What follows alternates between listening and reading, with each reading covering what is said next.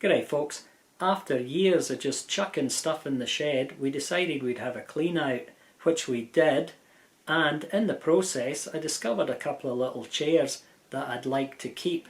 They need a little bit of TLC. We've all seen those little chairs that they sell in the camping shops for fishermen, etc.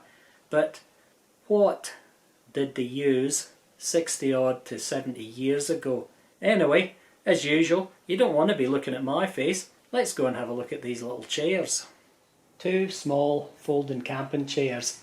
As I've had fishermen in my family for a long time, excluding me, I'm not a fisherman at all, my guess would be that these have to be more than 70 years old.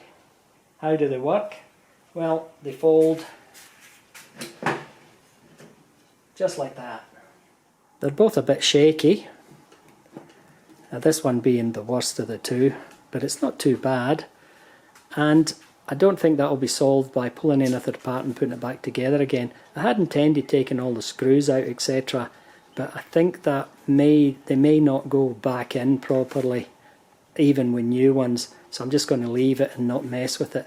The other thing, of course, that I've found is this joint here, that's actually an old-fashioned rivet. The steel is put through and then there's a washer there and it's hit until it forms a rivet. Done the old-fashioned way, and there's a few of these on here and I am not equipped to deal with that. The only signs of damage to these chairs over the years is this piece here, which has been hit by something and it's all not looking too good. I may have to just cut that off with a saw and tidy it up with some sandpaper, but I think that's a small sacrifice owing to the age of the chairs. From here, I'm going to give them a rub-a-dub with a bit of sandpaper. I'm not going to worry about showing you the process of sanding a couple of chairs. We'll come back, see what they look like at the end. I guess I should sit in these chairs to get an idea of how big they actually are.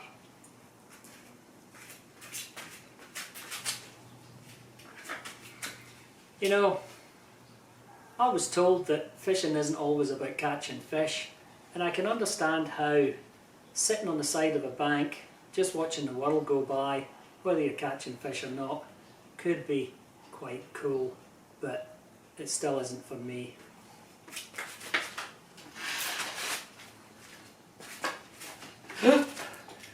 Sorry, only kidding. Quite stable. All done.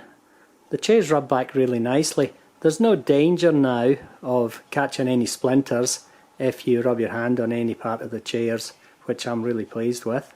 I'm a bit sorry that I didn't take a picture of them before I put the oil on.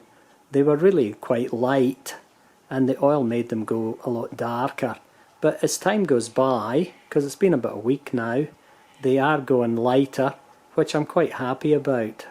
As for the damaged part I highlighted before, it looks to me like a dog had got to it. And as we've had a few dogs over the years, I guess that would have been one of those guys. I'm only happy that it didn't chew much more of the chair. I oiled the chairs with this organ oil. It's been in the shed for years as well. Still in good nick as far as I can tell. One thing about this stuff, it smells terrific. And I've had the chairs sitting up here in the garage and getting out in and out of the garage.